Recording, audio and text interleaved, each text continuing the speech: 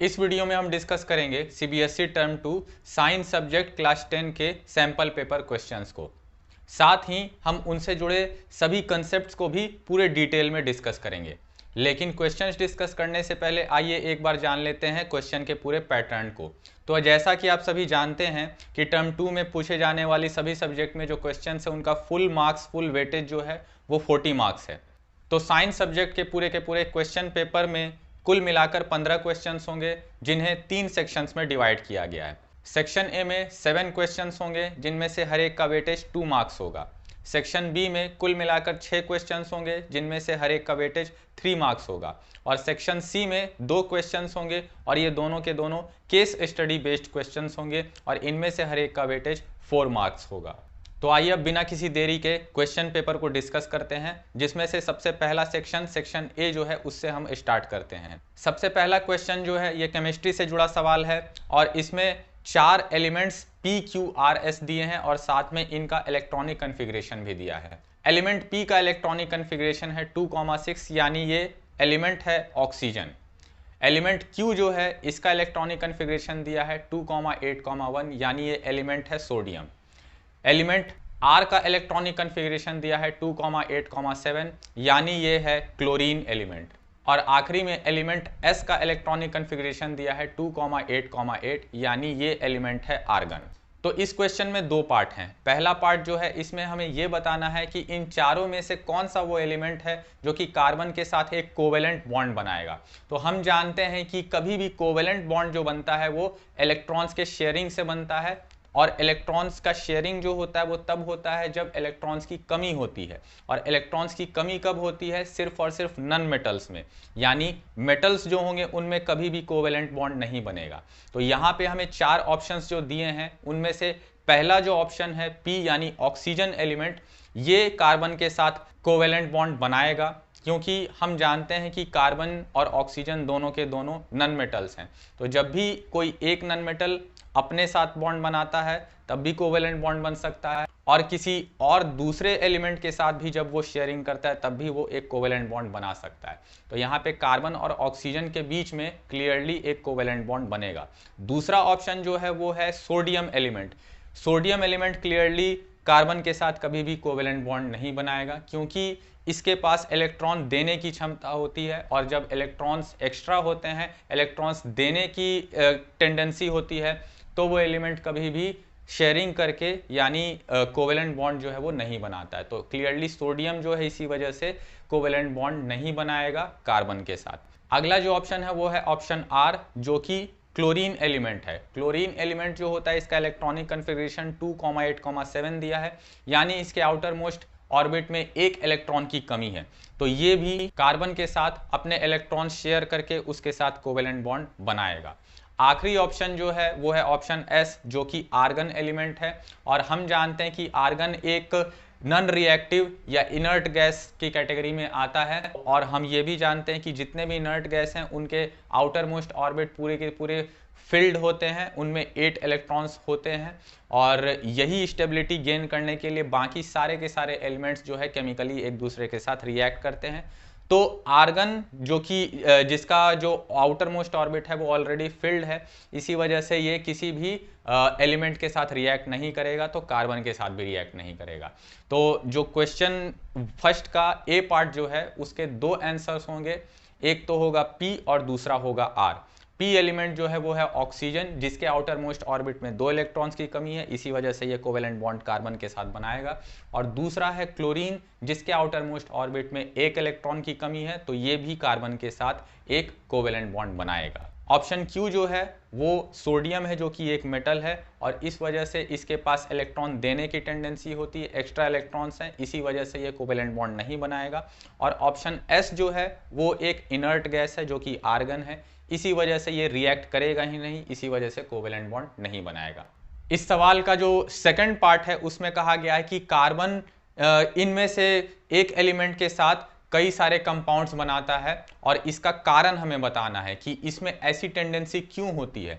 तो carbon and it's compounds जब हम पढ़ते हैं तो उसमें कार्बन की प्रॉपर्टीज स्टार्टिंग में ही हम पढ़ते हैं, जिसमें कार्बन की कुछ यूनिक प्रॉपर्टीज के बारे में हम जानते हैं, जैसे उसकी टेट्रा वैलेंसी और साथ में सेल्फ कैटेनेशन। ये दो ऐसी प्रॉपर्टीज हैं जो कि कार्बन को एक काफ़ी यूनिक नन मेटल बनाती है बाकी सभी नन मेटल्स के कंपैरिजन में।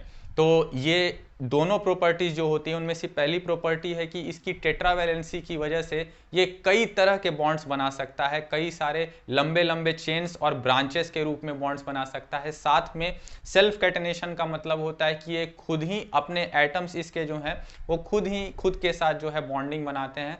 तो यही दोनों प्रॉपर्टीज जो हैं यही इसके रीजंस में इंक्लूड हो जाएंगे कि ऐसा ये क्यों करता है कि कई सारे अलग अलग एलिमेंट्स के साथ ये कई तरह के कंपाउंड्स बना सकता है। इनफैक्ट कार्बन से बनने वाले जो कंपाउंड्स हैं उनकी सिर्फ कार्बन से बनने वाले सभी कंपाउंड्स की संख्या इतनी अधिक है कि वो बाकी सभी एलिमेंट्स खुद आपस में इंडिविजुअली बाकी सारे एलिमेंट्स मिलकर जितने कंपाउंड्स बनाते हैं उनसे भी अधिक कार्बन खुद जो है इनके साथ मिलकर कंपाउंड्स बना पाता है। मिलियंस ऑफ कंपाउंड्स जो है इसके नोन है और ये इसका कारण यही है कि कार्बन जो है इसमें ये दोनों प्रॉपर्टीज मौजूद होती हैं, यानी self catenation property and tetravalency. यही दोनों प्रॉपर्टीज इसे इतना यूनिक बनाती हैं। अगला सवाल जो है वो पीरियोडिक क्लासिफिकेशन ऑफ एलिमेंट्स, जो कि केमिस्ट्री का ही एक चैप्टर है, इससे जुड़ा हुआ है और इसमें पीरियोडिक टेबल का एक हिस्सा हमें दिखाया गया है और यहाँ पे 3 नाम हमें दर्शाए गए हैं जो कि हैं W, Y और Z। इस क्वेश्चन में भी 2 पार्ट हैं, A और B। इसके ए पार्ट में हमें पूछा गया है कि इन तीनों में से कौन से 2 ऐसे एलिमेंट हैं जो कि आपस में कंबाइन होके एक कोवेलेंट बॉन्ड बनाएंगे। तो क्लियरली यहाँ पे हम देख सकते हैं एलिमेंट W जो है वो सेकंड ग्रुप में आता है जो कि अल्कलाइन अर्थ मेटल्स का ग्रुप होता है।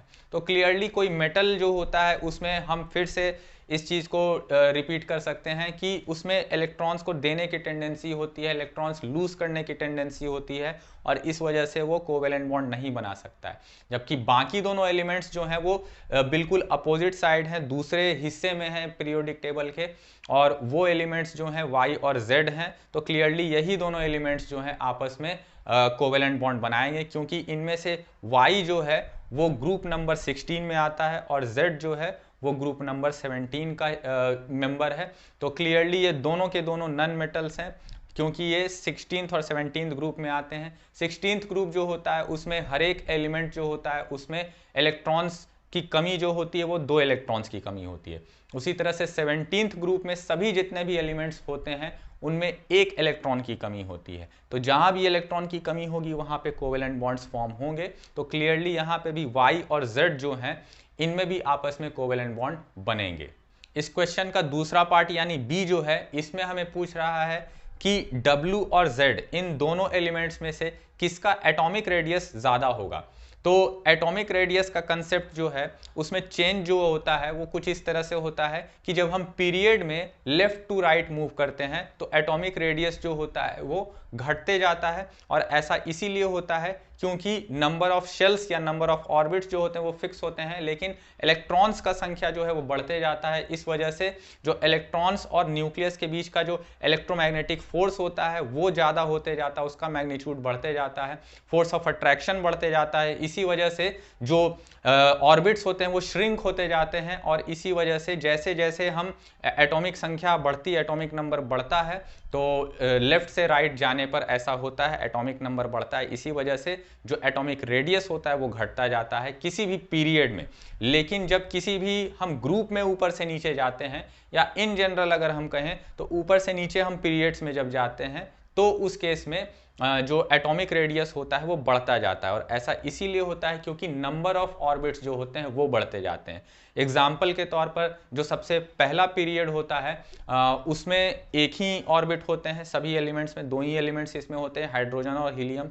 इसके बाद दूसरा जो पीरियड होता है उसमें 2 शेल्स या 2 ऑर्बिट्स होते हैं, इसी वजह से इसमें जो एटॉमिक रेडियस होता है वो बढ़ जाता है। इसी तरह से तीसरे ऑर्बिट में जब हम जाते हैं तो नंबर ऑफ शेल्स जो होते हैं उनकी संख्या 3 हो जाती है एंड सो ऑन। तो इसी तरह से पीरियड्स जैसे जैसे हम नीचे की ओर जाते हैं तो उनमें जो नंबर ऑफ ऑर्बिट्स होते हैं वो इंक्रीज होते जाते हैं, इसी वजह से एटॉमिक रेडियस बढ़ता जाता है।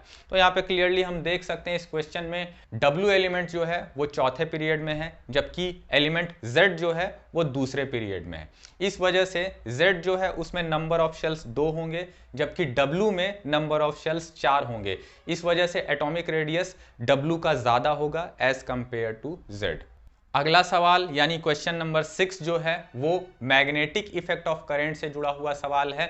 और ये सवाल जो है इसमें हमें एक सिंपल सा एक इलेक्ट्रिक मोटर का सेटअप दिया गया है, जिसमें एक सिंगल कॉइल है जिसका रेक्टेंगुलर हिस्सा जो कि मैग्नेट के दोनों पोल्स के बीच में मौजूद है वो है ABCD, और जो मैग्नेट है उसका नॉर्थ पोल लेफ्ट साइड है और मैग्नेट का साउथ पोल जो है वो राइट साइड है। यानी मैग्नेटिक फील्ड का जो डायरेक्शन है वो लेफ्ट से राइट साइड है।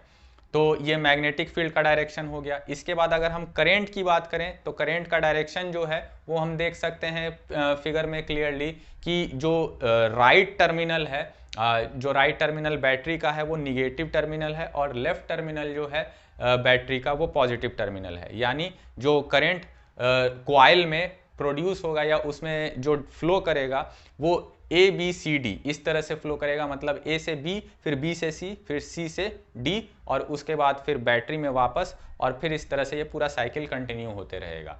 तो करंट का डायरेक्शन अगर हम बात करें तो AB में अंदर की ओर है और CD वाला हिस्सा जो है उसमें बाहर की ओर है, और BC जो है उस वाले हिस्से में जो करंट का डायरेक्शन है वो राइट की ओर है और बाकी नीचे वाला जो हिस्सा है उसमें लेफ्ट की ओर है। इस क्वेश्चन में भी दो पार्ट हैं, A और B। तो A में हमें पूछा जा रहा है कि जो इस रेक्टेंगुलर कॉइल का AB आर्म है उस AB आर्म में जो करंट फ्लो कर रहा है उसमें उस करंट की वजह से और मैग्नेटिक फील्ड की वजह से जो फोर्स का डायरेक्शन होगा वो क्या होगा, उस पर किस डायरेक्शन में फोर्स लगेगा और जिस डायरेक्शन में फोर्स लगेगा उसी डायरेक्शन में वो रोटेट करना चाहिए। तो यहाँ पे हम जो फ्लेमिंग्स लेफ्ट हैंड रूल है वो यूज करते हैं, क्योंकि यहाँ पे करंट ऑलरेडी फ्लो कर रहा है और उसकी वजह से जो मैग्नेटिक फील्ड प्रोड्यूस हो रहा है वो इस ऑलरेडी एग्जिस्टिंग मैग्नेट जो है उसके साथ इंटरैक्ट करेगा और फिर वहाँ पे जो है डिफ्लेक्शन वहाँ से प्रोड्यूस होगा। तो यहाँ पे हम फ्लेमिंग के लेफ्ट हैंड रूल को यूज़ करते हैं। फ्लेमिंग का राइट हैंड रूल जो है वो जनरेटर के केस में हम यूज़ करते हैं, जहाँ पे इलेक्ट्रिसिटी या इलेक्ट्रिक करंट इंड्यूस होता है। यहाँ पे इंड्यूस नहीं हो रहा है बल्कि इलेक्ट्रिक करंट प्रोवाइड किया जा रहा है और उसकी वजह से मैग्नेटिक फील्ड जनरेट हो रहा है। तो यहाँ पे अगर हम लेफ्ट हैंड हम जैसा कि जानते हैं उसके तीनों उंगलियों को हम जो है इस तरह से म्यूचुअली परपेंडिकुलर रखते हैं, अपने मिडिल फिंगर को और अपने फोर फिंगर को और अपने थंब को। थंब जो है वो हमें फोर्स जो जिस डायरेक्शन में लग रहा है उसका डायरेक्शन देता है, मैग्नेटिक फील्ड का डायरेक्शन फोर फिंगर से हमें मिलता है, और मिडिल फिंगर जो है इसे हमें इलेक्ट्रिक करंट के डायरेक्शन में रखना होता है। सो क्लियरली यहाँ पे हम देख सकते हैं कि इलेक्ट्रिक करंट जो AB कॉइल के AB वाले हिस्से में मूव कर रहा है वो हम देख सकते हैं अंदर की ओर कर रहा है। तो करंट का डायरेक्शन ये होना चाहिए। और इसके अलावा मैग्नेटिक फील्ड का डायरेक्शन जो है वो नॉर्थ से साउथ होना चाहिए। हम क्लियरली जानते हैं कि ये हमेशा नॉर्थ से साउथ की ही ओर होता है।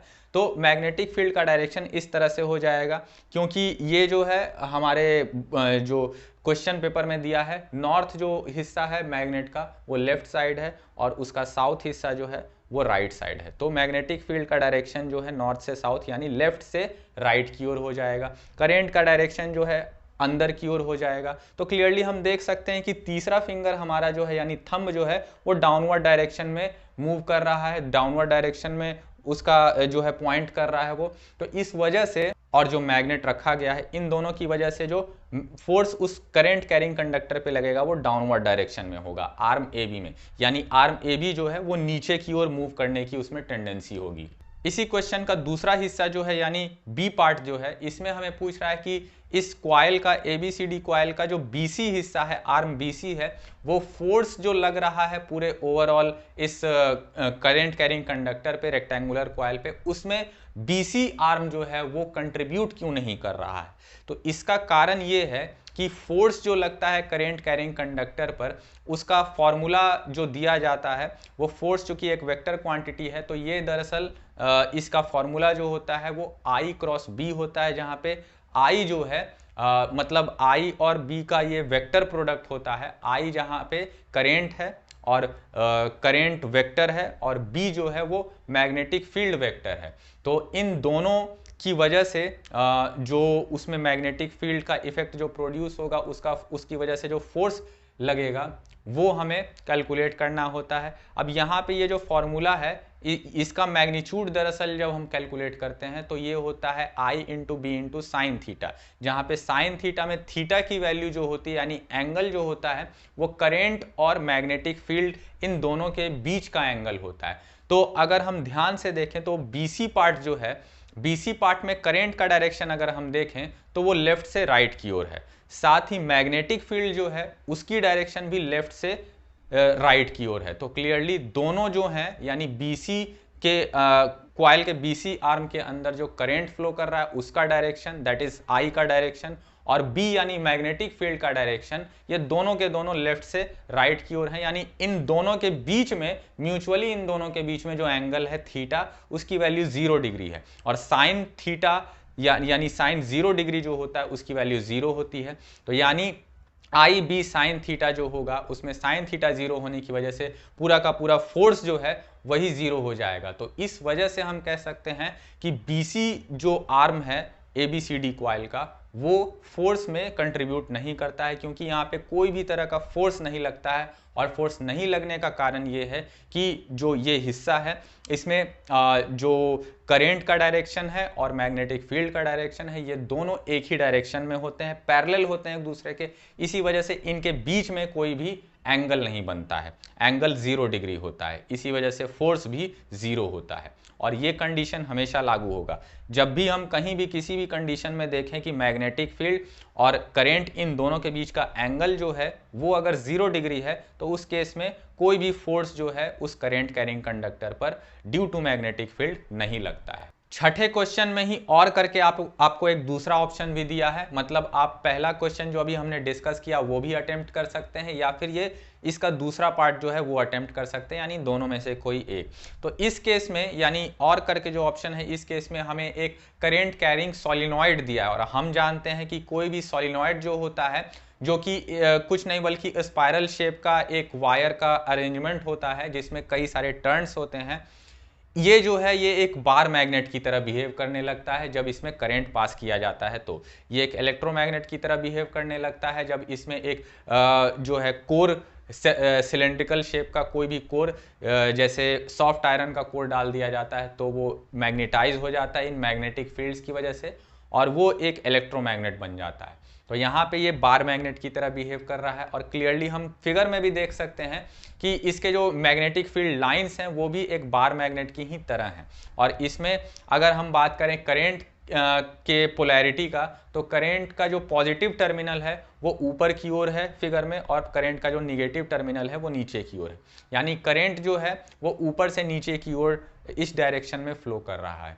और यहाँ पे मैग्नेटिक फील्ड लाइंस का डायरेक्शन जो है वो भी दिखाया गया है। मैग्नेटिक फील्ड लाइंस के डायरेक्शन की बात करें तो ऊपर वाले हिस्से में हम देख सकते हैं जो सोलिनॉइड का ऊपर वाला हिस्सा है वहाँ पे मैग्नेटिक फील्ड लाइंस जो हैं ऊपर से अंदर की ओर आ रहे हैं, उस सोलिनॉइड के अंदर की ओर आ रहे हैं, यानी ये जो हिस्सा है ये साउथ पोल है, उस बार मैग्नेट की तरह बिहेव करने वाले सोलिनॉइड का ये साउथ पोल है। और जब नीचे की ओर हम देखें तो वहाँ पे जो एरोज हैं वो बाहर की ओर निकल रहे हैं, और क्लियरली हम जानते हैं कि नॉर्थ पोल जो होता है वहीं से मैग्नेटिक फील्ड लाइंस जो हैं बाहर की ओर निकलते हैं, और फिर वहाँ से होता हुआ वो पूरा का पूरा एक क्लोज्ड लूप बनाता है जो जाके साउथ पोल पे ख़त्म होता है। और साउथ पोल जो होता है वहाँ पे इसी वजह से अंदर की ओर जो है वो मैग्नेटिक फील्ड लाइंस आते हैं। तो यहाँ पे हमें अब दो चीज़ें पता चल गई, जो करंट की पोलैरिटी है वो पॉजिटिव टर्मिनल ऊपर और निगेटिव टर्मिनल नीचे है, और जो सोलिनॉइड है उसमें जो पोलैरिटी है मैग्नेटिक फील्ड की वो साउथ पोल ऊपर और जो नॉर्थ पोल है वो नीचे है। अब इस क्वेश्चन का जो पहला पार्ट है उसमें हमें यह बताना है कि मैग्नेटिक फील्ड लाइंस जो होते हैं उनसे मैग्नेटिक फील्ड का स्ट्रेंथ जो है वो हमें कैसे पता चलता है।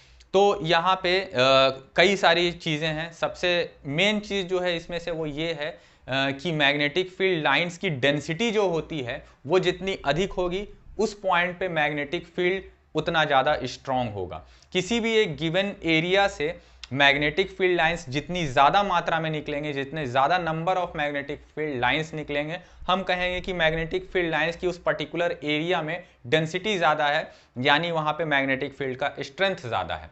तो इस वजह से ही चूंकि सारे के सारे मैग्नेटिक फील्ड लाइंस या तो नॉर्थ पोल से निकलते हैं, ओरिजिनेट होते हैं, वहाँ से बाहर निकलते हैं, या तो वो सभी के सभी साउथ पोल में जाके मिलते हैं, मीट करते हैं।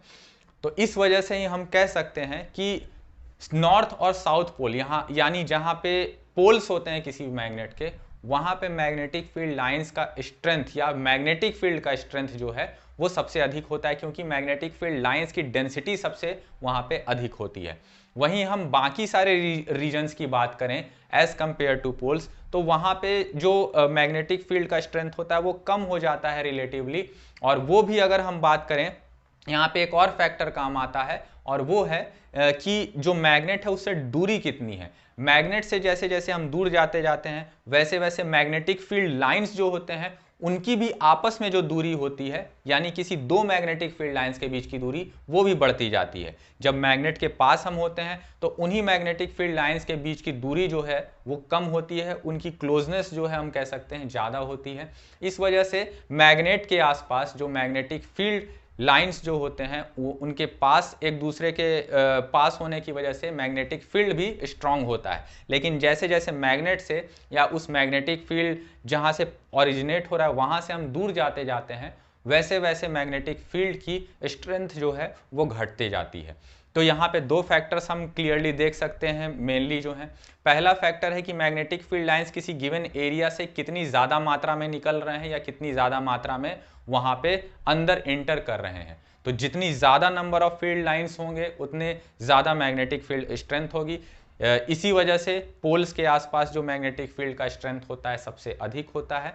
और दूसरा फैक्टर जो है वो है कि मैग्नेट से या जो मैग्नेटिक फील्ड जहाँ से ओरिजिनेट हो रहा है वहाँ से हम कितनी दूरी पर हैं। तो जितनी ज़्यादा दूरी पर होंगे मैग्नेटिक फील्ड लाइंस के बीच की भी दूरी उतनी ज़्यादा होगी, और इसी वजह से मैग्नेटिक फील्ड का स्ट्रेंथ जो है मैग्नेट से दूर जाने पर घटता जाता है। तो इस तरह से हम कह सकते हैं कि मैग्नेटिक फील्ड लाइंस की मदद से हम ये बता सकते हैं, हम ये डिटरमाइन कर सकते हैं कि जो भी मैग्नेटिक फील्ड स्ट्रेंथ होता है किसी भी गिवन पॉइंट पर किसी भी मैग्नेटिक फील्ड के अंदर में उसका स्ट्रेंथ कितना ज़्यादा या कितना कम होता है। दूसरा सवाल है कि अगर इस केस में जो पोलैरिटी है या जो टर्मिनल्स हैं बैटरी के उन्हें इंटरचेंज कर दिया जाए, मतलब पॉजिटिव की जगह निगेटिव टर्मिनल और निगेटिव की जगह पॉजिटिव टर्मिनल अगर कर दिया जाए, तो उस केस में मैग्नेटिक फील्ड के साथ क्या होगा। तो मैग्नेटिक फील्ड के साथ कुछ नहीं होगा, उसका स्ट्रेंथ तो उतना ही रहेगा, बस उसकी पोलैरिटी जो होगी वो चेंज हो जाएगी। मतलब अब क्या होगा, यहाँ पे हमें डिफॉल्ट जो दिया हुआ था वो पॉजिटिव टर्मिनल ऊपर और निगेटिव टर्मिनल नीचे दिया हुआ था, और जो मैग्नेटिक फील्ड का पोलैरिटी था वो था साउथ ऊपर और नॉर्थ नीचे।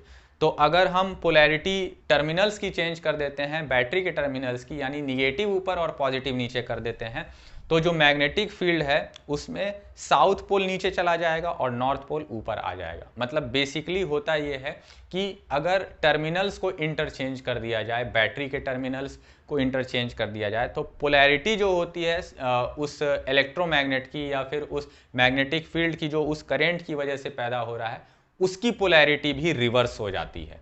अगला सवाल है क्वेश्चन नंबर 8, जो कि सेक्शन बी का पहला सवाल है, और ये पीरियोडिक टेबल से जुड़ा हुआ एक सवाल है। इस सवाल में हमें कहा गया है कि हमें पीरियोडिक टेबल का जो थर्ड पीरियड होता है उसको हमें ध्यान में रखते हुए उसमें जो भी एलिमेंट्स होंगे, हमें जो क्वेश्चन पूछा गया है उससे कंपेयर करके हमें बताना है कि उस थर्ड पीरियड में उससे सिमिलर कौन सा एलिमेंट हो सकता है। तो इसमें 3 पार्ट्स हैं, ए, बी और सी। तो ए जो है इस क्वेश्चन का 8वां क्वेश्चन का ए पार्ट जो है, इसमें जो सवाल पूछा गया उसमें हमें बताना है कि पीरियड नंबर 3 जो है उसमें कौन सा एलिमेंट है जिसका स्ट्रक्चर डायमंड से सिमिलर होता है। तो हम जानते हैं कि डायमंड का जो स्ट्रक्चर होता है वो टेट्राहेड्रन शेप होते हैं, उसमें कार्बन के एटम्स अरेंज्ड होते हैं टेट्राहेड्रन शेप में, यानी एक एटम होता है और उसके साथ 4 एटम्स जो हैं जुड़े हुए होते हैं अलग अलग डायरेक्शंस में। तो इससे सिमिलर जो स्ट्रक्चर होता है पीरियड नंबर 3 में वो होता है सिलिकॉन एलिमेंट का। सिलिकॉन एलिमेंट जो होता है उसमें भी जो एटम्स होते हैं सिलिकॉन के वो इसी टेट्राहेड्रन शेप में अरेंज्ड होते हैं। तो ये इसका आंसर होगा जो कि है सिलिकॉन। अगर पीरियड नंबर 3 की हम बात करें तो ये स्टार्ट होता है element with atomic number 11 that is sodium से, और एंड होता है element with atomic number 18 that is argon पर। दूसरा पार्ट जो है यानी पार्ट बी जो है इस सवाल का, उसमें हमें पूछा है कि लिथियम जो है उसी के जितनी वैलेंसी किस एलिमेंट की होगी पीरियड नंबर 3 में। तो क्लियरली हम जानते हैं कि लिथियम जो है पहले ग्रुप का एलिमेंट है जिसे अल्कली मेटल ग्रुप कहा जाता है, और हम ये भी जानते हैं कि जो पीरियड नंबर 3 है उसमें जो एलिमेंट सबसे पहला एलिमेंट आता है यानी ग्रुप नंबर 1 में जो एलिमेंट आता है वो होता है सोडियम। और क्लियरली हम ये भी कह सकते हैं कि लिथियम जो है उसके आउटर मोस्ट ऑर्बिट में एक इलेक्ट्रॉन होता है और उसकी वैलेंसी 1 होती है, यानी उसकी टेंडेंसी जो होती है वो इलेक्ट्रॉन लूज करने की होती है, एक इलेक्ट्रॉन लूज करने की। और सोडियम जो है वो भी इसी की तरह एक अल्कली मेटल है, और इसका जो इलेक्ट्रॉनिक स्ट्रक्चर होता है, इलेक्ट्रॉनिक कन्फिग्रेशन जो होता है वो होता है कि उसके पहले ऑर्बिट में 2 इलेक्ट्रॉन्स, दूसरे में 8 और तीसरे में 1 इलेक्ट्रॉन, यानी इसकी भी वैलेंसी 1 होगी, यानी एक इलेक्ट्रॉन लूज करने की टेंडेंसी इसमें भी होगी। तो बी का आंसर होगा सोडियम। इस सवाल का सी पार्ट जो है इसमें हमें पूछा गया है पीरियड नंबर 3 में ऐसा कौन सा एलिमेंट है जिसकी वैलेंसी वेरिएबल होती है और ये ऑक्सीजन फैमिली में आता है, ऑक्सीजन ग्रुप से बिलोंग करने वाला एक एलिमेंट है। तो क्लियरली हमें अगर याद है पूरा का पूरा पीरियोडिक टेबल तो उसमें हम क्लियरली बता सकते हैं कि जो पीरियड नंबर 3 में ऑक्सीजन के बाद, ऑक्सीजन जो है वो पीरियड नंबर 2 का एलिमेंट है, तो इसके जस्ट बाद उसके नीचे उसी ग्रुप में यानी ऑक्सीजन फैमिली में जो एलिमेंट आता है वो होता है सल्फर। और सल्फर जो है इसकी वैलेंसी ऐसे जनरली ऑक्सीजन की तरह ही 2 होती है, और इलेक्ट्रॉनिक इसका स्ट्रक्चर या इलेक्ट्रॉनिक कन्फिग्रेशन की बात करें तो इसका एटॉमिक नंबर 16 होता है और इसका इलेक्ट्रॉनिक कन्फिग्रेशन 286 होता है, यानी ऑक्सीजन की ही तरह इसके भी आउटर मोस्ट ऑर्बिट में 2 इलेक्ट्रॉन्स की कमी होती है, लेकिन इसकी जो वैलेंसी होती है वो वेरी करती है और ये ऑक्सीजन फैमिली से बिलोंग करता है। तो इस क्वेश्चन का यानी क्वेश्चन नंबर 8 के सी पार्ट का आंसर हो जाएगा सल्फर। अगला सवाल जो है वो भी केमिस्ट्री से जुड़ा हुआ है, क्वेश्चन नंबर 9, लेकिन ये कार्बन एंड इट्स कंपाउंड्स इस चैप्टर से जुड़ा हुआ सवाल है। इसमें हमें पूछा जा रहा है कि एक हाइड्रोकार्बन है जो कि है C4H8। ये क्लियरली एक अनसैचुरेटेड हाइड्रोकार्बन है जो कि अल्कीन ग्रुप का एक मेंबर है। अल्कीन ग्रुप का चौथा मेंबर यानी ब्यूटीन C4H8। और ये जो है हमें इसके बारे में कई सारे सवाल पूछे गए हैं। इसमें सबसे पहला जो सवाल है ये पूछा गया है कि इसके कितने आइसोमर्स पॉसिबल हैं। तो अगर हम इसका स्ट्रक्चर बनाते हैं तो हम ये पाएंगे कि अलग अलग तरह से अरेंज करने के बाद हमें दिखेगा कि इसके कुल मिलाकर 4 आइसोमर्स पॉसिबल हैं, जो अभी आप अपने स्क्रीन पर देख पा रहे होंगे। इसके अलावा इसका जो ब्रांच चेन आइसोमर है उसका हमें dot structure, electron dot structure वो हमें बनाने को कहा गया है, तो वो भी आप अपने स्क्रीन पर अभी देख पा रहे होंगे। तो ये जो है ये क्वेश्चन नंबर 9 का ए पार्ट है। क्वेश्चन नंबर 9 का जो बी पार्ट है इसमें हमें पूछा जा रहा है कि C4H8 दैट इज ब्यूटीन और C5H10 यानी पेंटीन, ये दोनों जो है हमें प्रूव करना है कि एक होमोलोगस सीरीज से बिलोंग करते हैं। इस चीज को हम कैसे प्रूव करेंगे? और हम वैसे जानते हैं कि ये दोनों अल्कीन ग्रुप के चौथे और 5वें मेंबर हैं, और ये अल्कीन ग्रुप जो होता है इसमें 2 कार्बन एटम्स के बीच में डबल बॉन्ड होता है और ये अनसैचुरेटेड हाइड्रोकार्बन की कैटेगरी में आता है। लेकिन हमें यहाँ पे कुछ पॉइंट्स बताने हैं जिनकी मदद से हम ये प्रूव कर पाए कि ये एक ही सेम होमोलोगस सीरीज के मेंबर्स हैं। तो होमोलोगस सीरीज जो होता है उसकी खासियत होती है कि उसमें जितने भी मेंबर्स होते हैं, कंसिक्यूटिव मेंबर्स जो होते हैं, उनमें जो डिफरेंस होता है वो CH2 ग्रुप का होता है, या 14 एटॉमिक मास यूनिट्स का डिफरेंस उसमें होता है। तो अगर हम कैलकुलेट करें तो C4H8 जो है इसका और C5H10 जो है इसका, इन दोनों के बीच में जो नंबर ऑफ एटम्स कार्बन के डिफर कर रहे हैं वो 1 कार्बन एटम है। C4 में 4 कार्बन एटम्स है, C5 में 5 है, तो 1 कार्बन एटम का डिफरेंस है। अगर H की बात करें, हाइड्रोजन की बात करें, तो C4H8 में 8 हाइड्रोजन एटम्स हैं और C5H10 में 10 हाइड्रोजन एटम्स हैं। तो यहाँ पे क्लियरली हम देख सकते हैं हाइड्रोजन के बीच में जो डिफरेंस है 10 - 8 दैट इज 2 हाइड्रोजन एटम्स का डिफरेंस है। तो क्लियरली इन दोनों मेंबर्स में CH2 ग्रुप का डिफरेंस है और इसी वजह से ये हम कह सकते हैं कि ये एक पॉइंट है, पहला पॉइंट है ये प्रूव करने का कि ये दोनों सेम होमोलोगस सीरीज से बिलोंग करते हैं, because they have a difference of CH2 group और 14 एटॉमिक मास यूनिट्स। इसके अलावा दूसरा जो पॉइंट है जिसकी मदद से हम ये प्रूव कर सकते हैं कि ये दोनों सेम होमोलोगस सीरीज से बिलोंग करते हैं, वो है इनका जनरल फॉर्मूला। किसी भी होमोलोगस सीरीज की अगर हम बात करें तो उसके सभी मेंबर्स को जो है हम एक जनरल फॉर्मूला से रिप्रेजेंट कर सकते हैं। जितने भी अल्केन ग्रुप के मेंबर्स होते हैं उनका जनरल फॉर्मूला होता है CnH2n+2 where n is the number of carbon atoms. इसी तरह से अल्कीन ग्रुप जो होता है जिसके 2 मेंबर्स यहाँ पे दिए गए हैं, उनके सभी मेंबर्स का जो जनरल फॉर्मूला होता है वो CnH2n होता है, यानी जितने कार्बन एटम्स उससे जस्ट 2 गुने हाइड्रोजन एटम्स। यहाँ पे n जो है नंबर ऑफ कार्बन एटम्स है। और उसी तरह से जो अल्काइन ग्रुप होता है उसके सभी मेंबर्स जो होते हैं उनका जनरल फॉर्मूला होता है CnH2n-2 where n is again the number of carbon atoms. तो यहाँ पे क्लियरली हम देख सकते हैं कि चूंकि C4H8 इसका भी जनरल फॉर्मूला CnH2n है और C5H10 जो है इसका भी जनरल फॉर्मूला जो है हम कह सकते हैं CnH2n है, यानी दोनों के दोनों जो हैं इनका जनरल फॉर्मूला जो है वो सेम है। That is why they belong to the same homologous series. Question number 9 का ही और करके हमें एक और ऑप्शन दिया गया है, तो यानी अभी जो हमने क्वेश्चन डिस्कस किया आप उसे भी अटेम्प्ट कर सकते हैं या फिर इस दूसरे क्वेश्चन को भी, यानी दोनों में से किसी एक को भी आप जो है अटेम्प्ट कर सकते हैं। इसमें यानी और करके जो ऑप्शन करके जो क्वेश्चन दिया है इसमें हमें एक मॉलिक्यूलर फॉर्मूला दिया गया है C2H6O और इसकी फिजिकल प्रॉपर्टी हमें दी हुई है मेल्टिंग और बॉइलिंग पॉइंट। मेल्टिंग पॉइंट इसका हमें दिया गया है 156 केल्विन और बॉइलिंग पॉइंट जो है वो दिया गया है 351 केल्विन, जो कि अगर हम डिग्री सेल्सियस में कन्वर्ट करें तो बॉइलिंग पॉइंट इसका होता है 78 डिग्री सेल्सियस। तो इस physical property that is boiling point 78 degree Celsius, इससे हम अंदाजा लगा सकते हैं कि ये कौन सा कंपाउंड हो सकता है।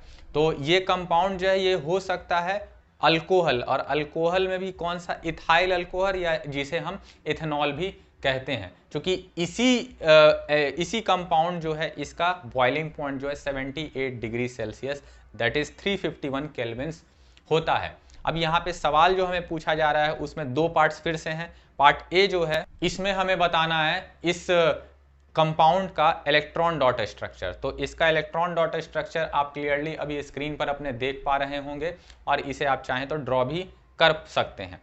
अब ये जो है ये क्लियरली हमने जान लिया कि ये इथाइल अल्कोहल या इसका जो जनरल नेम होता है इथेनॉल होता है, और ये अगर इसे हमें प्रॉपर तरीके से अगर लिखना होता है इसका फॉर्मूला तो ये C2H5OH लिखाता है, जहाँ पे OH इसका फंक्शनल ग्रुप है। दूसरा पार्ट जो है इस क्वेश्चन का, इसमें हमें पूछ रहा है कि इसी सेम होमोलोगस सीरीज से बिलोंग करने वाले 2 और कंपाउंड्स का हमें जो है नाम बताना है।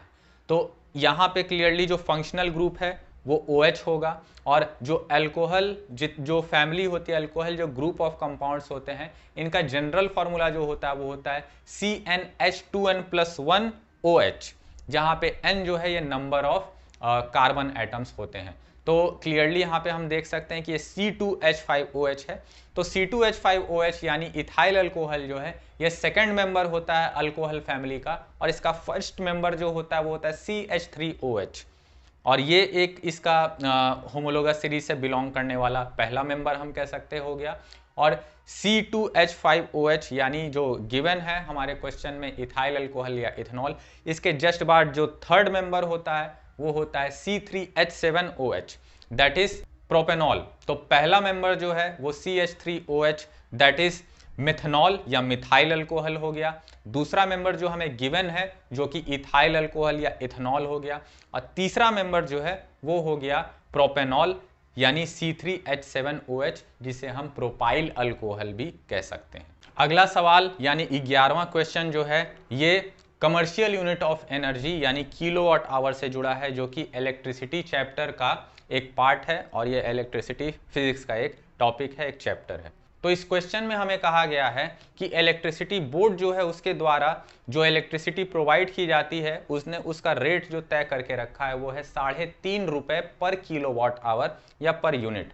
अब एक आदमी है जिसके पास एक जनरेटर है और उस जनरेटर की पावर आउटपुट कैपेसिटी जो है वो 2 किलोवाट है, 2 किलोवाट, और वो इंसान जो है वो उस जनरेटर का यूज करके 3 घंटे तक उसे ऑपरेट करता है और इलेक्ट्रिसिटी के रूप में एनर्जी को कंज्यूम करता है। तो हमें बताना है कि अगर वो इतने ही समय तक एनर्जी को कंज्यूम करेगा, इतनी ही अमाउंट ऑफ एनर्जी कंज्यूम करेगा, लेकिन वो इलेक्ट्रिसिटी बोर्ड से अगर कंज्यूम करता है उसको, तो उसको वो कितना पे करना होगा, कितना अमाउंट जो है, कितना रुपए जो है उसे पे करने होंगे इलेक्ट्रिसिटी बोर्ड को। तो यहाँ पे सबसे पहले तो हमें इलेक्ट्रिसिटी के रूप में एनर्जी जो कंज्यूम की जा रही है उस आदमी के द्वारा, उसे सबसे पहले कैलकुलेट करना होगा। तो एनर्जी हम जानते हैं कि पावर मल्टीप्लाइड बाय टाइम होता है। पावर आउटपुट कैपेसिटी जो है उस जनरेटर की वो 2 किलोवाट है और टाइम इंटरवल है 3 hours. So 2 multiplied by 3 that is 6 kilowatt hours और 6 units, so this much amount of energy is consumed। तो ये जो है एनर्जी कंज्यूम्ड है और इसे अगर हम रेट से मल्टीप्लाई कर देते हैं तो हमें टोटल जो कॉस्ट होगा, जो अगर इतना ही 6 ही यूनिट जो है वो उस आदमी के द्वारा इलेक्ट्रिसिटी बोर्ड को जो पे करना होगा उस हिसाब से वो कैलकुलेट हो जाएगा। सो रेट जो है वो 3.5 रुपए है और नंबर ऑफ यूनिट्स जो कंज्यूम्ड है वो 6 यूनिट्स है या 6 किलोवाट है, 6 किलोवाट आवर है। So 3.5 multiplied by 6 which comes out to be equal to ₹21। So 21 रुपए का उसे भुगतान करना होगा इलेक्ट्रिसिटी बोर्ड को, यदि वो यही same amount of energy consume करता है इलेक्ट्रिसिटी बोर्ड से। तो ये था क्वेश्चन नंबर 11 का पार्ट ए। इसमें दूसरा पार्ट बी जो है ये पावर कंजम्पशन या रेट ऑफ हीट ट्रांसफर इससे रिलेटेड है।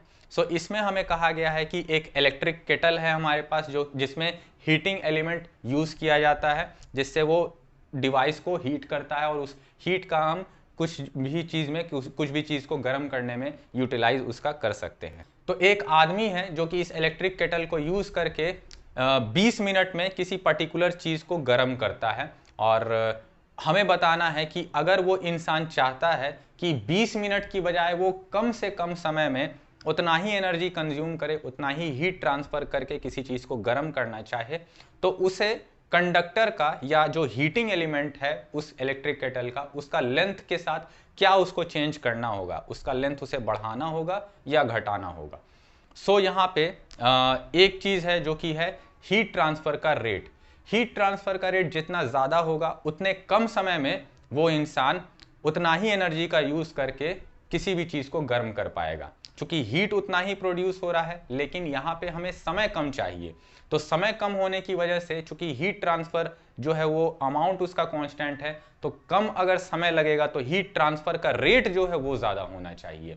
और अगर हमें इसका उल्टा चाहिए यानी ज्यादा समय में हमें चाहिए उतना ही एनर्जी कंज्यूम होना, तो हम चाहेंगे कि हीट ट्रांसफर का रेट कम हो।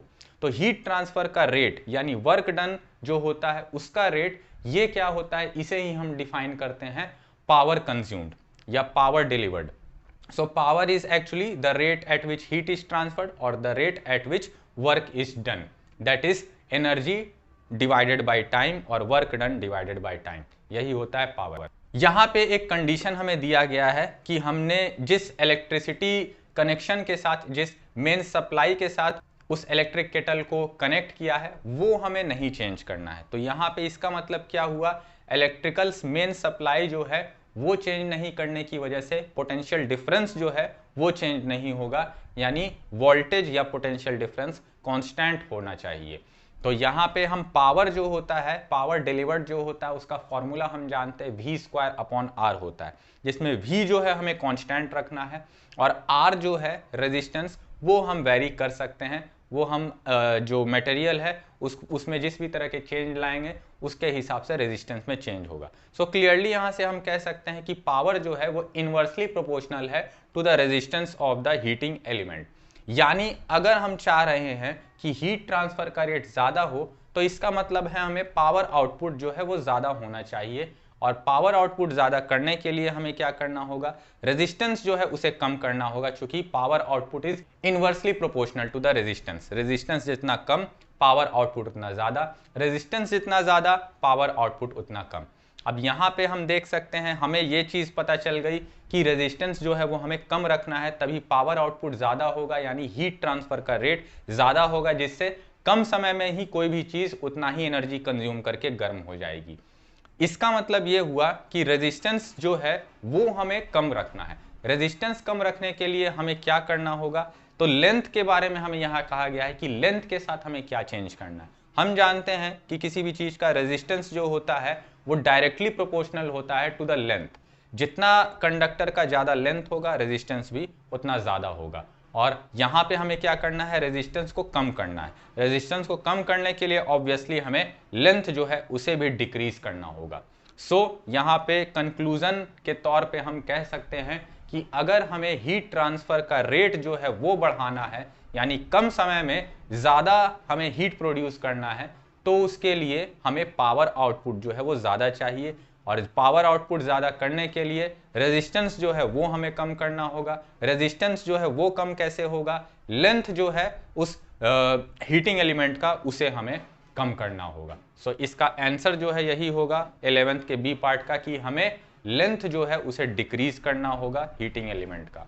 अगला सवाल यानी 12वां क्वेश्चन जो है ये इक्विवेलेंट रेजिस्टेंस से जुड़ा एक सवाल है, और इसमें दो ऑप्शंस दिए गए हैं, जिसमें से पहला ऑप्शन जो है उसमें ये सर्किट हमें दिया गया है, और इसे सर्किट को देखते हुए हमें ये बताना है कि इसमें R1 की वैल्यू जो है वो क्या होनी चाहिए अगर एमीटर में हमारा जो रीडिंग है वो 2 एम्पियर्स का दे रहा है, यानी ओवरऑल पूरे सर्किट में जो करंट फ्लो कर रहा है वो 2 एम्पियर्स का है। ये सर्किट देख के हमें पता चल रहा है कि ये तीनों जो रेजिस्टर्स हैं ये पैरेलल में कनेक्टेड हैं। तो R1 10 ओम और 5 ओम ये तीनों रेजिस्टर्स हम पैरेलल में कनेक्ट हमने किया है। तो इसकी जगह एक इक्विवेलेंट रेजिस्टेंस अगर हम लगा दें सिर्फ इन तीनों की जगह, तो हम कह सकते हैं कि वो कैपिटल R अगर उसे मान रहे हैं तो उसे हम पैरेलल कॉम्बिनेशन के लिए जो इक्विवेलेंट रेजिस्टेंस का फॉर्मूला होता है उसकी मदद से हम कैलकुलेट कर सकते हैं। साथ ही पूरा ओवरऑल पूरे सर्किट का ओवरऑल जो रेजिस्टेंस है वो भी हम कैलकुलेट कर सकते हैं, क्योंकि यहाँ पे जो वोल्टेज है या जो वोल्टेज का सोर्स है उसका हमें कैपेसिटी दिया गया है 30 वोल्ट्स, जबकि करंट जो फ्लो कर रहा है वो है 2 एम्पियर्स। सो यहाँ से हम इक्विवेलेंट रेजिस्टेंस निकाल सकते हैं पूरे ओवरऑल सर्किट का, जो कि होना चाहिए V/I that is 30/2 that is 15 ohm. So the equivalent resistance must be equal to 15 ohms. तो अब हम इस सर्किट का यूज करके जो कॉम्बिनेशन है उनकी मदद से हम ये पता करेंगे कि इक्विवेलेंट रेजिस्टेंस कितना आ रहा है। तो इन तीनों का सिर्फ अगर इक्विवेलेंट रेजिस्टेंस की बात करें तो वो हमने R माना है। So 1/R must be equal to 1/R1 plus 1/5 plus 1/10, जो कि इक्विवेलेंट रेजिस्टेंस का फॉर्मूला होता है अगर हमें पैरेलल से जो कनेक्शन है वो दिया हुआ है। तो सो यहाँ से अगर हम कैलकुलेट करते हैं तो R जो है यानी इन तीनों का इक्विवेलेंट रेजिस्टेंस जो है वो आ जाता है 10R1 divided by 10 plus 3R1। अब ये पूरा का पूरा जो इक्विवेलेंट रेजिस्टेंस इनका है जिसे हमने R माना है, अब हम कह सकते हैं कि इन दोनों रेजिस्टर्स के साथ यानी 6 और 6 ओम के साथ ये सीरीज में कनेक्टेड है। तो सीरीज में जो होता है इक्विवेलेंट रेजिस्टेंस वो क्या होता है, सिंपली उनका अलजेब्रिक सम हो जाता है। तो अब यहाँ पे हम क्लियरली देख सकते हैं कि इन तीनों जो रेजिस्टर्स हैं इनका सम अगर हम करेंगे तो ओवरऑल पूरे सर्किट का जो इक्विवेलेंट रेजिस्टेंस है वो हमें पता चल जाएगा। सो यहाँ से सिंपली हमें क्या करना है, तीनों का अलजेब्रिक सम निकाल लेना है, that is 6 plus 6 plus R that is 12 plus this much that is 10R1 divided by 10 plus 3R1.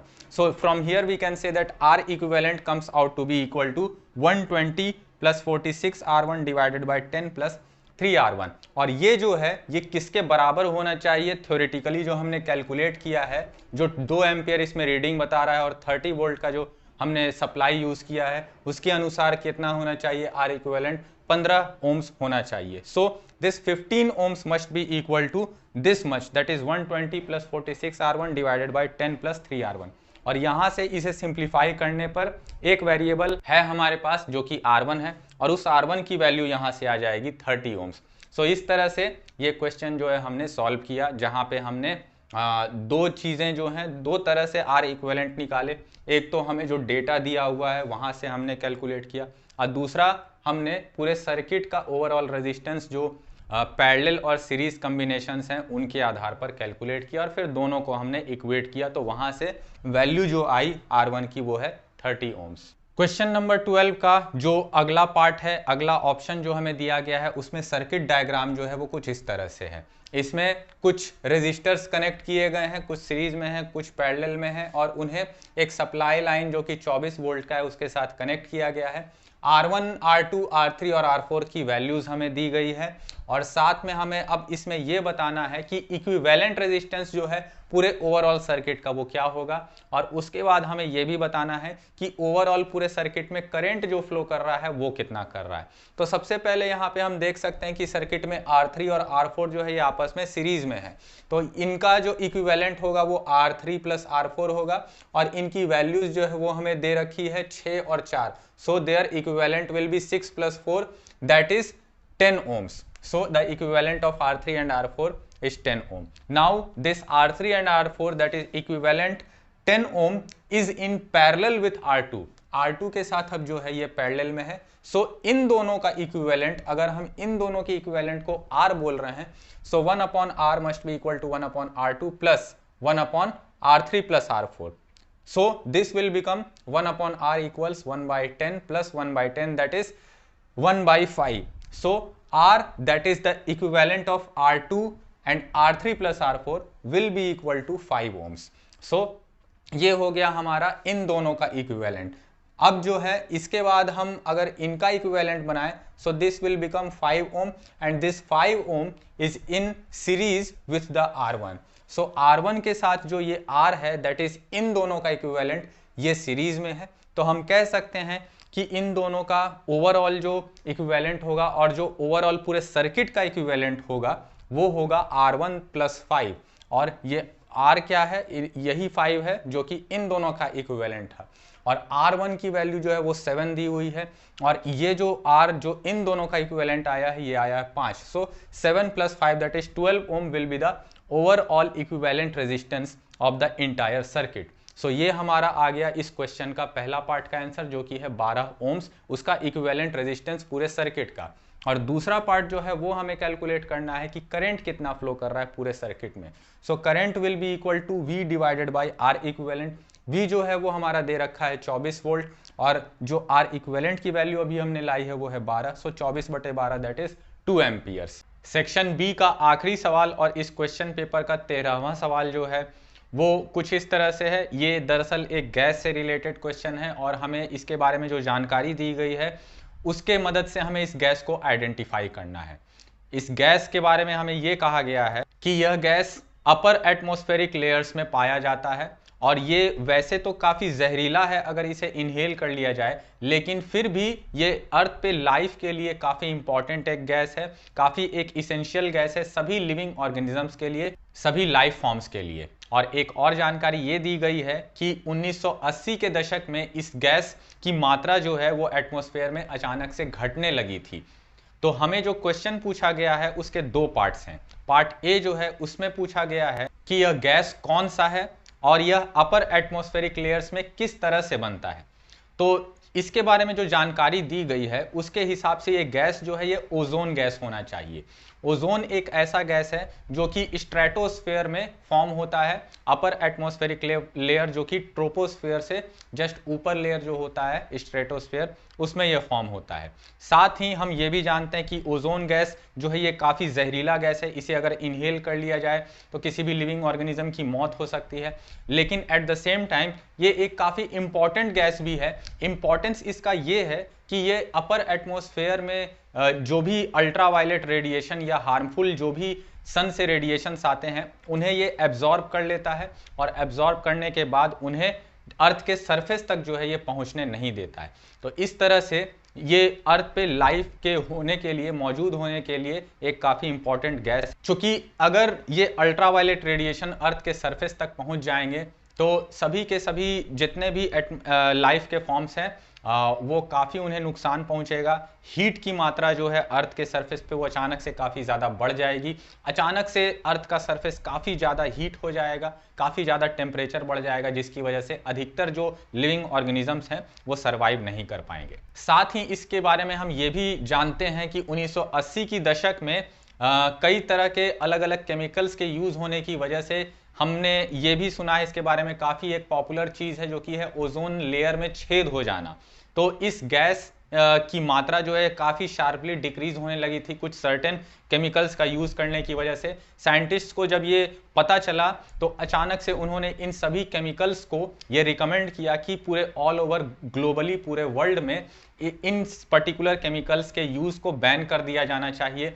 Otherwise इस जो लेयर है ओजोन का, जो कि एक लाइफ के मौजूद होने के लिए रिस्पॉन्सिबल गैस है, इसकी मात्रा इसी तरह से घटते रहेगी, जिसकी वजह से अर्थ की जो मौजूदा कंडीशन है उससे कंडीशन बिल्कुल अलग हो जाएगी, जिसकी वजह से लाइफ जो है वो बिल्कुल खत्म हो जाएगी। पार्ट ए में एक और सवाल दिया गया है, वो ये है कि हमें ये पूछा गया कि ये गैस जो है ये फॉर्म कैसे होता है।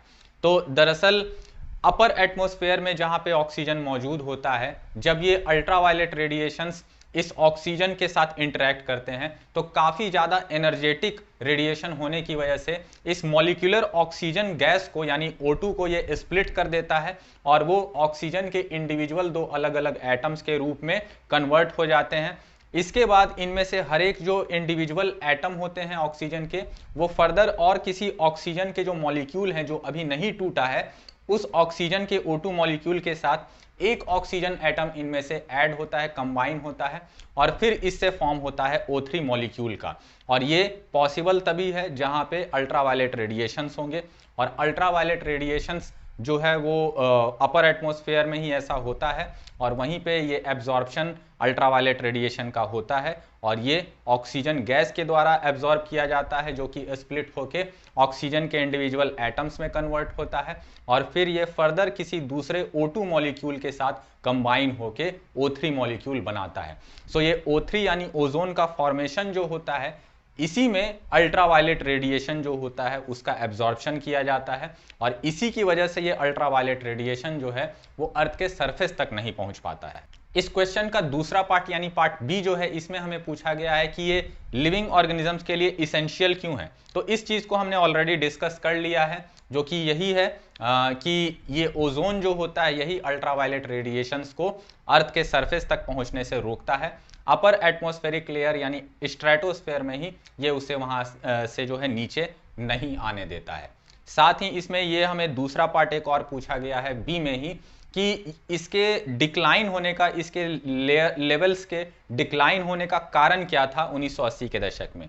तो ये भी आप में से अधिकतर लोगों को पता होगा कि उस समय एक पर्टिकुलर तरह के केमिकल्स जिन्हें क्लोरोफ्लोरोकार्बन्स यानी CFCs कहा जाता है, उनका काफ़ी ज़्यादा मात्रा में अचानक से बूम हो गया था उनका यूज़ का, और इन्हें जो है एयर कंडीशनर्स, रेफ्रिजरेटर्स और भी कई तरह के कूलिंग डिवाइसेस में एक कूलेंट के तौर पे यूज़ किया जाता था। और जब ये गैस इन सभी डिवाइसेस से रिलीज होके एटमॉस्फेयर में मिलता था तो वहाँ पे ये जाने के बाद ओजोन को डिप्लीट कर देता था और इसी वजह से ओजोन लेयर जो है उसका डिप्लीशन हुआ इसी गैस की वजह से, CFC यानी क्लोरोफ्लोरोकार्बन। अब आते हैं सेक्शन सी पे, जिसमें पहला क्वेश्चन जो है वो बायो से रिलेटेड है, तो इसे हम डिस्कस नहीं करने जा रहे हैं। जो आखिरी क्वेश्चन है इस पूरे सैंपल पेपर का और इस सेक्शन सी का भी, वो एक केस स्टडी बेस्ड क्वेश्चन है, जो कि है क्वेश्चन नंबर 15, और ये magnetic effect of electric current इस टॉपिक से, जो कि फिजिक्स का एक चैप्टर है, इससे रिलेटेड है। तो इसमें सेटअप जो है ये कुछ इस तरह से है जो आपको अभी स्क्रीन पर दिख रहा होगा। और इस सेटअप में जैसा कि आप देख सकते हैं कि एक सीलिंग से फिक्स करके एक स्प्रिंग को अटैच किया गया है और स्प्रिंग के दूसरे साइड में एक मैग्नेट जो है वो सस्पेंडेड है और उस मैग्नेट को एक इलेक्ट्रिक सर्किट जो कि एक वायर है और वहाँ पे एक सोलिनॉइड है, इस सोलिनॉइड के अंदर बाहर जो है वो फ्री है मूव करने के लिए ये जो मैग्नेट है जो कि स्प्रिंग से सस्पेंडेड है। साथ में जो इस कॉइल का, इस रेक्टेंगुलर कॉइल का जो दूसरा हिस्सा है वहाँ पे एक गैल्वेनोमीटर भी जुड़ा हुआ है और ये गैल्वेनोमीटर जो है ये डिटेक्ट करेगा कि उस सर्किट में करंट जो है वो इंड्यूस हो रहा है या नहीं, इस मैग्नेट के रिलेटिव मूवमेंट जो कि कंडक्टर से रिलेटिव मूवमेंट है उसकी वजह से। तो इस क्वेश्चन में 3 पार्ट्स हैं। पार्ट ए जो है इसमें हमें कहा गया है कि इस एक्सपेरिमेंट से क्या चीज़ डेमोन्स्ट्रेट करने की कोशिश की जा रही है। तो जैसा कि हम जानते हैं कि कभी भी किसी भी करंट कैरिंग कंडक्टर में अगर करंट नहीं फ्लो कर रहा हो, तो अगर हम किसी मैग्नेटिक फील्ड या इन जनरल हम कहें कि कोई मैग्नेट का अगर उस कंडक्टर से रिलेटिव मोशन करवाते हैं, मतलब या तो कंडक्टर को हम मूव करवाएं या तो उस मैग्नेट को उसके रिलेटिव हम मूव करवाएं, मतलब दोनों में एक दूसरे के साथ कोई रिलेटिव मोशन अगर होता है तो मैग्नेटिक फील्ड के मूव करने की वजह से उस कंडक्टर में करंट इंड्यूस हो जाता है, जिसे हम इलेक्ट्रोमैग्नेटिक इंडक्शन कहते हैं, जिसे पहली बार माइकल फैराडे ने डेमोन्स्ट्रेट किया था और इसके बारे में उन्होंने थ्योरेटिकली भी बताया था। सो क्वेश्चन 15 का जो ए पार्ट है इसका आंसर यही होगा कि जिस थ्योरी को, जिस प्रिंसिपल को इस एक्सपेरिमेंट के माध्यम से दर्शाने की कोशिश की जा रही है वो है इलेक्ट्रोमैग्नेटिक इंडक्शन, यानी वो प्रिंसिपल जो ये कहता है कि अगर किसी भी मैग्नेटिक फील्ड का रिलेटिव मोशन हो, अगर आसपास में कोई कंडक्टर है उसके साथ, तो उस कंडक्टर में इलेक्ट्रिक करंट अपने आप इंड्यूस हो जाता है। इस क्वेश्चन का बी पार्ट जो है इसमें हमें यह कहा जा रहा है कि अगर उस स्प्रिंग के साथ जो सस्पेंडेड मैग्नेट है उसे ऑसिलेट करने दे दिया जाए फ्रीली उस सोलिनॉइड के अंदर में, तो फिर उस केस में क्या होगा, मतलब जो करंट फ्लो करेगा उसमें कैसे चेंज आएगा या करंट इवन फ्लो करेगा भी या नहीं। तो जैसे ही अगर मैग्नेट जो है वो ऊपर से नीचे की ओर आएगा तो इससे क्या होगा, मैग्नेटिक फ्लक्स या हम कहें कि मैग्नेटिक फील्ड जो है उसमें अचानक से इंक्रीज होगा। जो जहां पे सोलिनॉइड मौजूद है वहां पे अगर हम बात करें तो जब ऊपर से नीचे जब मूव करेगा मैग्नेट, तो उस केस में मैग्नेटिक फ्लक्स जो होगा या मैग्नेटिक फील्ड जो होगा उसका रिलेटिव स्ट्रेंथ इंक्रीज होगा। तो relative strength of magnetic field increase होने से करंट जो होती है उसकी मात्रा भी इंक्रीज होती है। तो इस दौरान यानी डाउनवर्ड मूवमेंट जो है मैग्नेट का, उस दौरान मैग्नेटिक फ्लक्स या मैग्नेटिक फील्ड में इंक्रीज होने की वजह से इलेक्ट्रिक करंट जो है उसकी मात्रा भी बढ़ेगी। तो इस केस में, इस सिचुएशन में गैल्वेनोमीटर की ओर अगर हम ध्यान देंगे तो उसमें डिफ्लेक्शन स्टार्ट होगा। पहले तो जब हम उसमें कोई भी रिलेटिव मोशन नहीं करवा रहे हैं तो उस केस में गैल्वेनोमीटर में कोई भी डिफ्लेक्शन शो नहीं करेगा, लेकिन जैसे ही ये मैग्नेट नीचे की ओर मूव करेगा, डाउनवर्ड मोशन में होगा, तो मैग्नेटिक फ्लक्स या मैग्नेटिक फील्ड अचानक से इंक्रीज होने की वजह से हम ये पाएंगे कि गैल्वेनोमीटर जो है उसमें पहले तो करंट का डिटेक्ट यहाँ पे देखने को मिलता है, मतलब वो उसमें डिफ्लेक्शन जो है वो शो करता है, और जैसे जैसे वो मैग्नेट नीचे की ओर मूव करेगा वैसे वैसे गैल्वेनोमीटर में जो डिफ्लेक्शन है वो बढ़ता जाएगा। इसके बाद स्प्रिंग के साथ अटैच होने की वजह से जैसे ही मैग्नेट अब ऊपर की ओर मूव करेगा, एक मैक्सिमम डाउनवर्ड मूवमेंट होने के बाद जब वो वापस ऊपर की ओर मूव करेगा, जो स्प्रिंग जब उसे ऊपर की ओर खींचेगा, तो इस केस में अब क्या होगा, मैग्नेटिक फ्लक्स या मैग्नेटिक फील्ड अब ग्रेजुअली डिक्रीज होने लगेगा। तो हम ये पाएंगे कि जो गैल्वेनोमीटर है उसमें हम देखेंगे कि जो डिफ्लेक्शन था वो अब धीरे धीरे घटने लग रहा है। तो इस केस में ऐसा क्यों हो रहा है, क्योंकि मैग्नेटिक फ्लक्स या मैग्नेटिक फील्ड जो है वो डिक्रीज हो रहा है, और डिक्रीज होने की वजह से जो करंट इंड्यूस हुआ है उस कंडक्टर में वो भी ग्रेजुअली डिक्रीज होने लगेगा, जिसकी वजह से गैल्वेनोमीटर जो है उसमें डिफ्लेक्शन जो है वो भी धीरे धीरे अपने मीन पोजीशन या डिफॉल्ट पोजीशन पर आने लगेगा। तो इस तरह से ऑसिलेशन जब होगा तो उसमें जो हम डिफ्लेक्शन देखेंगे गैल्वेनोमीटर में, वो डिफ्लेक्शन भी कुछ इसी तरह से होगा। जब वो डाउनवर्ड मोशन में होगा तो डिफ्लेक्शन जो है वो ग्रेजुअली इंक्रीज करेगा, और जब वो अपवर्ड मोशन में होगा तो डिफ्लेक्शन जो है वो ग्रेजुअली डिक्रीज करेगा। जैसे जैसे ये मैग्नेट ऊपर की ओर मूव करेगा वैसे वैसे फिर से हम कह सकते हैं कि मैग्नेटिक फ्लक्स या मैग्नेटिक फील्ड में चेंज आ रहा है, और इस वजह से अब जो डिफ्लेक्शन होगा अपने मीन पोजीशन पर पहुंचने के बाद अब अपोजिट साइड जो है उसका डिफ्लेक्शन होने लगेगा। तो इसका मतलब ये हुआ कि जब डाउनवर्ड डायरेक्शन में मैग्नेट मूव करेगा स्प्रिंग की वजह से, तो उस केस में जो डिफ्लेक्शन होगा वो मान लेते हैं अगर हम राइट साइड दिखा रहा है तो वो 0 पॉइंट से राइट साइड की ओर ग्रेजुअली मूव करेगा, और मैक्सिमम नीचे जो डाउनवर्ड पोजीशन है वहां तक पहुंचने के बाद डिफ्लेक्शन मैक्सिमम हो चुका होगा। लेकिन इसके बाद जैसे ही वो ऊपर की ओर मूव करेगा तो अब डिफ्लेक्शन जो है वापस जीरो की ओर मूव करना शुरू करेगा और उसके बाद वो जो है लेफ्ट साइड यानी पहले की तुलना में अब अपोजिट साइड डिफ्लेक्शन दिखाएगा और वो फिर से जैसे ही मैग्नेट अपने बिल्कुल हाईएस्ट पॉइंट पर पहुंचेगा स्प्रिंग की मदद से, तो उस केस में मैक्सिमम डिफ्लेक्शन राइट साइड की ओर पहुंच जाएगा। फिर जैसे ही वो वापस नीचे आएगा तो फिर डिफ्लेक्शन जो है वो लेफ्ट से राइट की ओर बढ़ेगा। तो इस तरह से जब तक मैग्नेट जो है ऑसिलेट करते रहेगा अपवर्ड और डाउनवर्ड डायरेक्शन में, तब तक जो है उस गैल्वेनोमीटर में भी डिफ्लेक्शन जो है वो ऑसिलेट करते रहेगा लेफ्ट और राइट साइड में। और ऐसा इसीलिए हो रहा है क्योंकि डाउनवर्ड और अपवर्ड दोनों मोशंस के दौरान मैग्नेटिक फ्लक्स जो है उसमें चेंज आ रहा है और इस मैग्नेटिक फ्लक्स में चेंज होने की ही वजह से करंट जो है वो इंड्यूस होता है और इस इंड्यूस्ड करंट की मात्रा भी जो होती है वो भी इंक्रीज या डिक्रीज होती है due to the change in magnetic flux.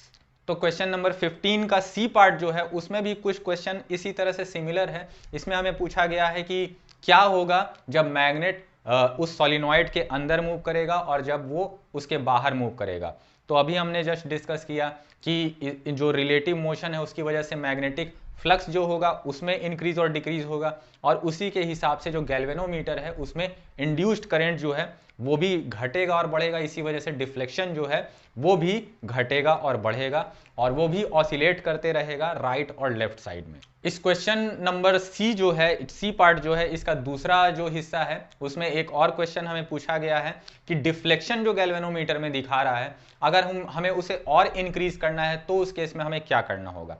तो इसके लिए जो सॉलिनॉइड है उसमें जो नंबर ऑफ टर्न्स है उन्हें हमें बढ़ाना होगा। नंबर ऑफ टर्न्स बढ़ाने से क्या होगा, नंबर ऑफ टर्न्स जो है बढ़ाने से जो मैग्नेटिक फील्ड जो मैग्नेटिक फील्ड प्रोड्यूस हो रहा है उस मैग्नेटिक फील्ड का स्ट्रेंथ जो है वो भी इंक्रीज हो जाएगा। मैग्नेटिक फील्ड का या मैग्नेटिक फ्लक्स का जो स्ट्रेंथ है वो इंक्रीज होने से जो करंट इंड्यूस हो रहा है उसकी मात्रा भी बढ़ेगी, जिसकी वजह से डिफ्लेक्शन जो है गैल्वेनोमीटर में वो भी इंक्रीज हो जाएगा। इसके अलावा एक चीज और हम कर सकते हैं कि जो मैग्नेट हमने यूज किया है उसकी जगह एक और स्ट्रॉन्गर मैग्नेट यूज करें। यानी स्ट्रॉन्गर मैग्नेट का मतलब होगा एक ज्यादा स्ट्रॉन्गर मैग्नेटिक फील्ड। ज्यादा स्ट्रॉन्गर मैग्नेटिक फील्ड की वजह से जो मैग्नेटिक फ्लक्स में चेंज आएगा वो भी ज्यादा होगा, जिसकी वजह से करंट इंड्यूस जो होगा वो भी ज्यादा होगा, जिसकी वजह से गैल्वेनोमीटर में जो डिफ्लेक्शन दिखाएगा वो भी ज्यादा होगा। इस क्वेश्चन में और करके एक दूसरा पार्ट भी दिया गया है, यानी इन तीनों क्वेश्चंस ए बी सी को आंसर करने की बजाय हम इस सिंगल क्वेश्चन को अटेम्प्ट कर सकते हैं। तो इसमें जो है ये भी क्वेश्चन जो है कुछ कुछ सिमिलर ही हम कह सकते हैं और इसमें भी वही कह रहा है कि क्या कोई ऐसा अंतर हमें देखने को मिलेगा जब मैग्नेट नीचे की ओर मूव करेगा, मतलब सॉलिनॉइड में अंदर की ओर मूव करेगा, और जब वो बाहर यानी अपवर्ड डायरेक्शन में मूव करेगा। तो क्लियरली हमने अभी तुरंत जो थोड़ी देर पहले डिस्कस किया है वही इसका भी आंसर होगा और वो ये है कि जब डाउनवर्ड मोशन होगा तो उस केस में मैग्नेटिक फ्लक्स जो है ग्रेजुअली इंक्रीज होता है, जिसकी वजह से जो डिफ्लेक्शन होता है गैल्वेनोमीटर में, मान लेते हैं राइट साइड वो दिखाता है, तो वो मैक्सिमम नीचे डाउनवर्ड पोजीशन पर पहुंचने के बाद डिफ्लेक्शन मैक्सिमम हो जाता है और जैसे ही वो अपवर्ड डायरेक्शन में मूव करता है उस समय क्या होता है, उस समय मैग्नेटिक फ्लक्स में फिर से चेंज आता है। तो अब डिफ्लेक्शन जो है वो राइट साइड से अब लेफ्ट साइड की ओर मूव करता है और डिफ्लेक्शन जो है हाईएस्ट पॉइंट पे पहुंचने के बाद फिर से मैक्सिमम हो जाता है। तो ये जो है इसका एक्सप्लेनेशन होगा। तो ये हो गया हमारा सैंपल पेपर जो है इसके सॉल्यूशंस। उम्मीद है आपको सभी क्वेश्चंस जितने भी हमने डिस्कस किए हैं आज की इस वीडियो में वो सभी के कंसेप्ट्स क्लियर हो गए होंगे। और यदि आपका अगर साइंस सब्जेक्ट से कोई भी टॉपिक से रिलेटेड कोई भी सवाल हो तो आप मुझे नीचे कमेंट सेक्शन में ज़रूर बताएं। अगली वीडियो में हम फिर से और एक नए सैंपल पेपर के साथ आएंगे और उसे भी डिस्कस करें। उसमें सभी सवालों को इसी तरह से हम एक पूरे डिटेल में एक्सप्लेन करके उसे समझने की कोशिश करेंगे, उनके कंसेप्ट्स को क्लियरली हम समझने की कोशिश करेंगे। तब तक के लिए नमस्कार, जय हिंद, जय भारत।